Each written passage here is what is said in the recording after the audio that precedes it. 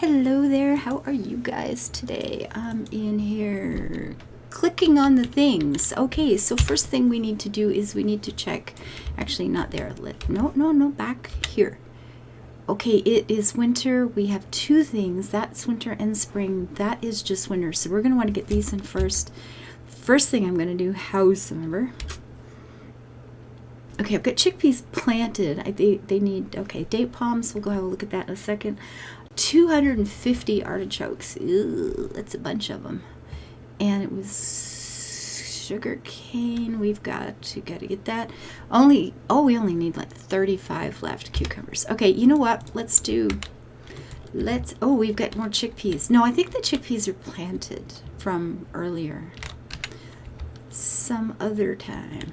So hello Dutch, if you see this today, how are you? I got to run into her this late last night for a few minutes. Anyway, I was so tired.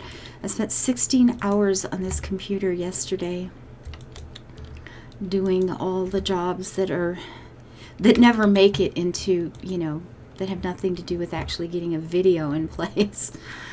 God, it was a long day. It was my day off, right? So you got like a bazillion things to do.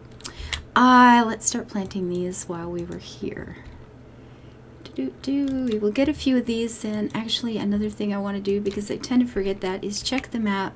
And is there anything? Yeah, see, I got to get up there before winter is over. One must remember to go and harvest the things that are only harvestable during specific times. And 510 carrots.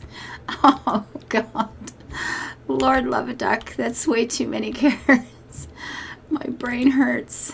That's a lot of carrots, guys. You could feed a lot of rabbits with that. It's too bad that the carrots you get from the rabbits don't count.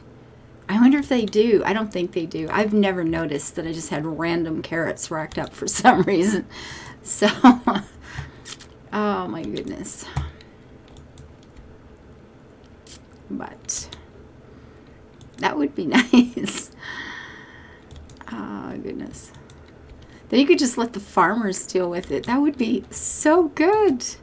Farmers. I'm the farmer. They're the farm hands. That's what it is, right? Something like that. Yeah. Okay, we're going to have a look here in a second to see how many of these we have. I've got the houses to take care of. I've got to check the animals that don't have farm hands feeding them and go see how that's working out. Now, Critter, I believe it said something about putting the pot of gold near a farmhand. Now, when I first got my pot of gold, that is the first thing I did.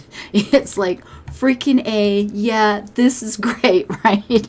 Just let some farmhand sit there and collect gold coins for me. It didn't work for me. And I don't know if that's because they have changed things along the way, if it was a glitch at that point in the game.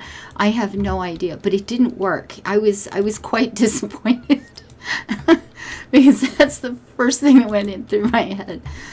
Because yeah. When you're early to the game, you don't really know how it's going to work or what's going to happen, right? You try everything. So I had tried the farmhands on animals. That works. It works great for fishing. They will harvest trees. They will harvest pretty much anything, but they don't replant, which makes them, less than useful in a lot of places. But yeah, like for every event. I tried that for about 6 months for every event. Will they pick the flowers? Will they do this? Will they do that? And they wouldn't, they figure the event stuff is up to you, I guess. The rotten blighters. Although it seems to me there were exceptions to that too, but for the most part they didn't. So are the chickpeas? We have plenty of those. Okay, now we have 510 carrots. That hurts my face. Those are already planted, so I just got to put these in. I need to put more shamrocks in, I guess. I should have checked to see. I didn't notice how many days are left in the event. It's probably over today, St. Patrick's Day. If you celebrate St. Patrick's Day, I hope you have a fun and very green and happy one. Is it St. Louis, Chicago? Where is it? They dye the river green on for the week of St. Patrick. It used to be for a week, and then I guess somebody went, oh yeah, that pesky thing called the environment, and now they only do it for a few hours. It's a vegetable dye. I don't think it's horrendously hurtful to anything, but I imagine all the fish get dyed. All the wildlife in the river goes green for a wee while. When I was a kid, I once dyed a dog green for St. Patrick's Day. It's really hard. It was just with food dye, right? Which is probably not a good thing. But it doesn't really take to hair all that well. And I had to really wash the dog like 2 or 3 times. I was a child. Forgive me, okay? I didn't know what I was doing. And my parents let me, so I'm totally going to blame them. I was little, but I washed the dog like 2 or 3 times and then kept putting more green dye on her hair. The dog was really upset with me because every time, anybody would see her, it was like, oh my God, that dog is green. And she just got behind the bed and wouldn't come back out. I feel so bad now. And I did, once I realized that she was actually quite upset over it, I did wash it back out. But kids are bad people. Oh my goodness. I had my dog green for St. Patrick's Day. Seemed like a bright idea at the time. Children are evil. I know this because I have the memories to prove it. Oh, good Lord. I'm not sure why it popped into my head this morning, but it did. And Brandon, I blame you for this one. This is entirely because of you. You were asking about working and COVID and what that would have done to my life had this hit at some other point. And honestly, at first I thought, ooh, that would have been a mess. And then I started thinking about it and thought, yeah, no, it would have been fine. I would have just had more time to ride horses. I actually think I would have probably just welcomed it. I hate to say, not that I welcome COVID. I've had too many family members and friends die this year to welcome anything, and I've had too many friends who have lost family members this year to that absolutely horrendous flu. But the free time would have been a silver lining in a very dark cloud, I think, for me at the time. Let's see, what's the first thing I ever did? I mean, I've always sort of worked for myself to some degree. I mean, I took dog training classes very, very young and read all the books and did all the things. And my mother raised German shepherds and showed them and stuff like that. So I always had that, dog history kind of connection behind me. And I think I was 14 when I was taking on jobs to train problem dogs. I think it was about 13 when I was, I found that older people in town couldn't get out to walk their dogs, but they were willing to pay me for it. And that got around, and I would go by, 3 times a day and pick up the little dog and take it out for a walk and then bring it home again. And people would get into the hospital or have surgeries or something, and they'd call me to come take their dog out. And it was like, yeah, this was good. It was good pocket money. I was quite happy with that. And then I started training dogs very early because I think I just had the patience to go, oh, poor doggy, he's only wild and crazy or biting or terrified or whatever because he doesn't have confidence. So let's give him confidence. And I started grooming dogs kind of by accident. I'll be honest. It was a friend of mine had bought, one of these people with more money than sense. Okay, now she's dead now, so I'm not going to badmouth her too bad. I'm not going to badmouth her at all. I loved her to death. But she gave me a set of professional dog grooming clippers. They were horrendously expensive things that I would have it never occurred to me to buy. But she was the kind of lady that could do that. She could just say, I need, I want to try to shave my dog, so go out and buy the most expensive thing possible. She could do that. One of those lucky people. Let's go see. Do I have enough of these? I'm actually remembering I'm playing a game here too. But yeah, I have enough of those. Good stuff. I'll put one more because sometimes the math in this game is really sucky. Don't trust the math. You will find out that you are short on occasion.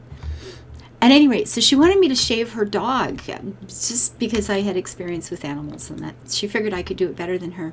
So she went out and bought the best quality, highest priced professional animal clippers and a whole set of blades. I mean, the blades were like $200 or something each, and she bought a whole bunch of them and then drops that off and says, you know, if you shave my dog, you can keep it. And it was like, okay, so now I've got these clippers I'll never use again. But when I got horses and living in northern Ontario, they get very, very fuzzy in the winter. And sometimes by spring, you just can't handle it anymore. You start shaving the horses. So I put them to good use for a good while. But there was a point when my daughter was young, and there were some medical issues, and she was in and out of the hospital a bit. Well, a lot for a long time, but I couldn't keep a job because I was always leaving for 2 weeks to take her off to Toronto or something. And someone had said, oh, I've got to get my dog groomed. There's not a dog groomer. I've got to drive like 2 hours to get to the nearest one, blah blah blah. And I went, oh hell, I can do that, you know. And then they told a friend, and then somebody told somebody, and in about 6 months, I had this thriving dog grooming business.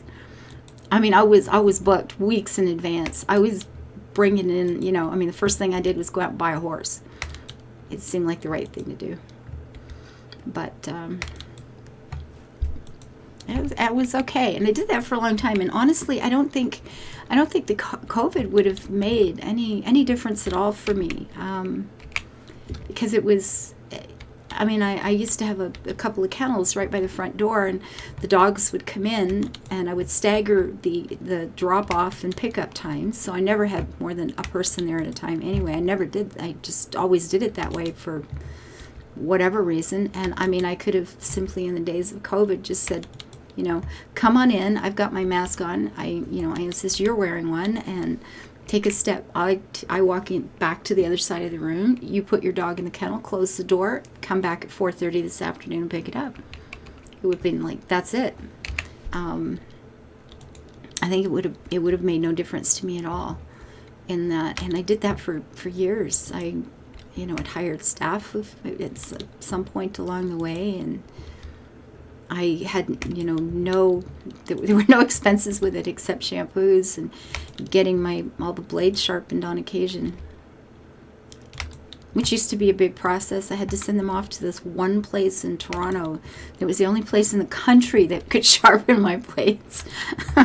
It was a big deal, but I ended up with, dozens of the things over the years, and would send them off in batches, so it never made any difference at all.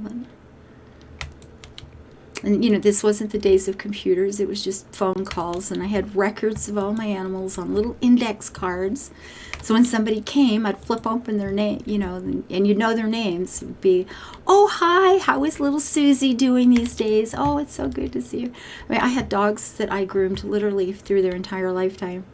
Somebody would get a new dog and bring it to me as a pup, and it would die of old age, and I was still taking care of it every month. It was, you get to know them. They're your babies. They come in all happy to see you. It was fun. I did that for a long time. I did that for years and years. It paid very well. At the time, it paid very well. Like I said, I went out, a few months after starting this, I went out and bought my first horse. I've still got not the first saddle I bought, but the first good saddle I bought, which was within that first year as well. I recently priced it, just insurance. I've still got it. Yes, I still have it, 30 years later. I'm still using the same. I still have the same saddle, the same two saddles actually. But it's still priced. It's still worth about $4,000 today. It was a very good saddle. I mean, and that's not an unusual price for a saddle. It really isn't. Horses are. I know I've told this story to a couple of people in channels, but a friend of mine, a couple of years ago, I ran into one of the men I used to ride horses with a lot over the years, and I was standing in the grocery store talking to him, and someone else came up, and I introduced them, and I said, "Oh, this is one of my riding friends. Remember I was telling you about the time we had the big treasure hunt on horseback? Well, this was the guy whose property we started it on." And they were going, "Oh my gosh, so nice to meet you. I've been thinking about getting horses forever. I envy you so much that you had that, for so many years in your life." And he says, "Okay, whoa. Before you decide to buy a horse, you need to go out and get yourself a big stack." I'm talking like 2 or 3 inch stack high of $20 bills. Actually, you know what? Make it about 4 inch stack high of $20 bills. And you need to sit that on the corner of your kitchen table. Okay, and you make it all nice and neat, and you sit it there. And, when you get up in the morning and you walk down, you pour the water in for coffee to heat, and you grab 2 or 3 of them, and you just rip them up and flush them down the toilet. And then, you have your coffee, and when you're putting your breakfast stuff away, you grab a few more, and you just rip them up, flush them down the toilet. Or if you have a garbage disposal, you could use that. That would be fine too. Just grab a few off the top and stuff it down the garbage disposal and turn that on. And then, when you're back in for lunch, you do that again. And if you can do that, for months at a time, and it never bothers you, then you can deal with having a horse. It's not actually that bad. I mean, I was fortunate. I had property. My horse grazed. They had grass all through the summer months. All 3 of them up here. But it sounds good, right? Oh, they graze all summer. It's not very long, but it's a while. And I always bought my hay like directly from the farmer's field, and would lease their equipment, and they just go out and cut it and haul it and stuff myself. So my hay was really cheap when everybody else was paying $3 or $4 per bale. Which doesn't go very far. I was paying, it was costing me like 30 cents a bale. So I actually figured out one day that it was costing me more to keep my cat. The cat was kind of picky with food, and, with litter boxes and buying litter all the time because she refused to go outside. Not that I would have let her outside right where we were anyway, but my cat was actually costing me more than it was to keep a horse. But that's only after you've bought all the equipment. And there's a lot of equipment. God. Anyway, so the dog grooming I don't think it would have mattered much. I'm sure there would have been less customers, because people just don't want to go out so much. But on the other hand, or mostly, I think because people themselves would have been losing work and maybe not been able to afford the grooming. Although I would have ended up giving it away for free if it came to that. I'm not going to leave the dog matted and having a hard time. I would have just done it for nothing. But because there have been times when you've got a customer and something happens in their life, and they go, I won't be coming anymore because I've lost my job or something. And it's like, yeah, that's not gonna sit well with me. Just come anyway. But I always got lots of Christmas presents from my customers, so that was okay. You get it back. I've still got some. I actually still have. I still have some things I got from my customers back then. It was kind of nice. It's fun. I've got a really pretty music box, actually, from a lady whose 2 poodles I did their whole lives. It's just a gorgeous thing. I love it. Okay, starfruit. Yep, I can go do those. And then what did I do after that? I mean, from the dog grooming, I started buying horses, I guess, and that just slowly evolved into, I bought property, and I had 110 acres at one point, putting up a big barn, doing all the things. Then I started taking in boarders to be able to pay for my horses. Because, at some point, it doesn't matter how much hay you're taking off the field. It's getting to be a thing. Then I took some courses and classes myself, and started giving writing lessons. And I had like summer camps for kids and things like that. Now that one would definitely have been affected in terms of the writing, the lessons. That wouldn't have gone. I mean, there would have been no more summer camps this year. That's for certain. I mean, not at all, because kids would come out for a couple of weeks. I mean, they get dropped off in the morning and picked up at night. But if you've got kids around like all day, that would not have gone well. But the actual boarding, which is where the basic income came in, because you don't have writing lessons in the winter hardly at all. I did not have an indoor riding arena, and without that in this climate, I mean, you don't ride for months. I used to have a tractor, and I would plow a big path around the biggest field I had so that at least I could get my horses out occasionally and ride in circles. That was as good as it got. You don't get out much here in the winter on horseback, but not without an indoor riding arena, and I never got one. So there would have been no lessons. But in terms of boarding, I can't think of a single solitary person I ever knew that would have sold their horse because of COVID. I mean, they wouldn't have. They would have just paid the monthly rent, and they would have, said they would have paid me extra for exercising them or getting them out or taking better care of them. Or even if they had come into the barn, I could have had a schedule where you come in one person at a time. Lots of fresh air, because even in the winter I kept, both doors on both ends wide open. Horses are healthier with cold air rather than stale air, so it's not, I could have had one person in at a time to ride. It would have been fine. I think the only thing that I would have noticed is that I would have had more time all summer to ride my own horses, which would have felt like heaven at the time. It would have, in both cases there would have been a dip in income, but I don't think it really would have mattered to me all that much. And then the last thing I did, was the computer business I owned. There was a lot of face-to-face sales in that one, unfortunately. However, and again, it would have made a difference. I don't think it would have made a tragic difference. Because, once you have computers, you can do things online. So it's a whole different world anyway. And that makes a huge difference.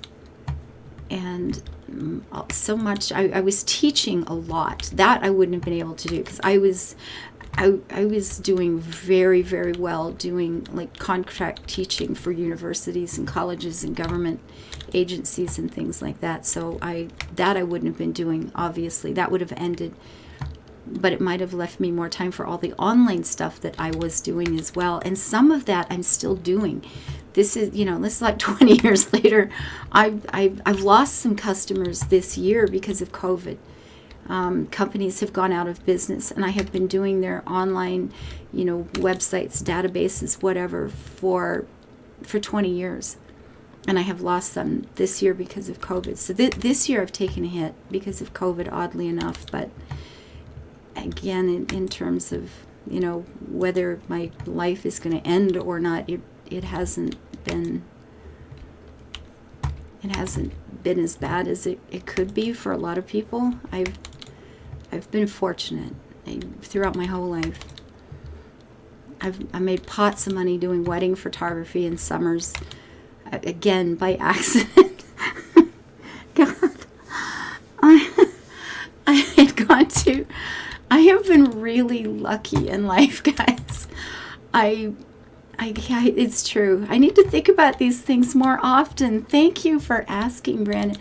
I do. I need to remember this. I have been so fortunate in my life. I'd gone to a cousin's wedding one time, and I was taking pictures, and they had a photographer. There were two. There was a team of them, and I don't know. I don't even remember how or why, but they either didn't like the photos, or the photos got destroyed by accident, or I don't know what it was. But they ended up with no photos that they could frame or give out or anything. They were quite upset. So they were asking anybody there who had taken photos if they would if they could have copies. So I just made a, doubles of the whole batch and just handed them over. And apparently they quite liked them, and other people liked them. And the short version is that, you know, I get a call from somebody else saying, I saw your photos you did for so-and-so, would you come do my wedding? And what you can charge for wedding photography is embarrassing. God. So I couldn't, and I just didn't want to bother with it. It wasn't something, so I would just take a whole bunch of pictures and give them the raw film and say, you know, develop it yourself. Here's a flat fee. There's going to be some good ones. There's going to be a whole lot of crap. You just have to realize that normally a photographer wouldn't show you that stuff, and you would just pay for the good ones. So you get all of it, do what you want. And man, as a Saturday afternoon, you know, boost in income, it was nice. I did that for years, just now and again in the summer, but it was crazy. I've been lucky, no doubt about it. Okay, so the houses are done. There's nothing else to do. Do we have anything we should be planting?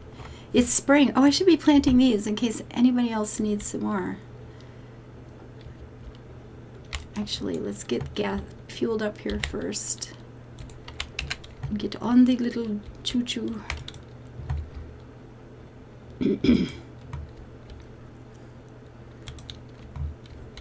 Yeah, thank you, Brandon. You need to think about things more, not just.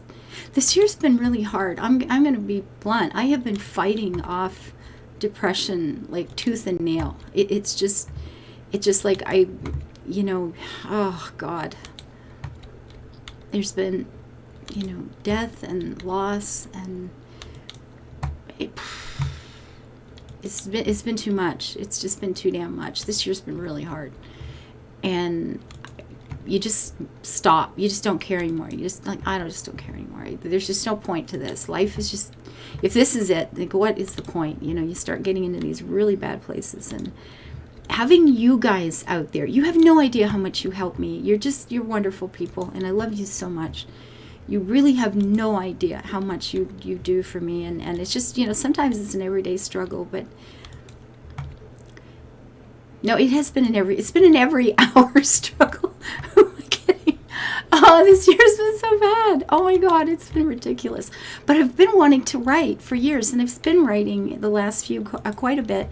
And I've hardly done a thing this year. I was writing a lot early days, but then, you know, you're in such a bad, like a year ago, I was writing quite a lot, but you know, you read it over later and you go, oh my God. That wasn't writing, okay? That was just stream of consciousness. Ew, that was awful. That's not writing. I know this. That's crap. So that's not really worked out. And I haven't done anything lately. And Brandon, your comment asking about that, you really just triggered a whole domino effect of things in my head. And all of a sudden, for the first time in about a year, I actually want to start writing again. And I cannot even thank you enough for that. It was amazing. I've been really lucky in a lot of ways. I mean, I've had some real shit happen to me in the years too, but man, I have been lucky as hell in so many ways, and that's worth remembering. So thank you. Oh my goodness. That's wild. I'm sitting here pouring my heart out to strangers on the internet. Oh my gosh, this is a very creepy business sometimes. I'll tell you, 5 less than I need. I think I'm going to call that done, because I'm not just going to plop off 5 somewhere in some weird place. So if anybody needs more of these, there are things available. The flowers are still planted as well. Is there anything left to do? There is not. And I have talked for too long. I was going to just like do a couple of quick chores and then come over here and plant some of the pretty stuff that I wanted to do. And I had promised you I would do that this time. And apparently I have lied to you, because I'm going to shut up and end now. Oh my goodness. So thank you. If you're still here through this stroll down memory lane, oh God, forgive me. This one's for you, Brandon. Thank you for being in my life, sweetie. You are a keeper, and I really appreciate you being around. Bye-bye, guys.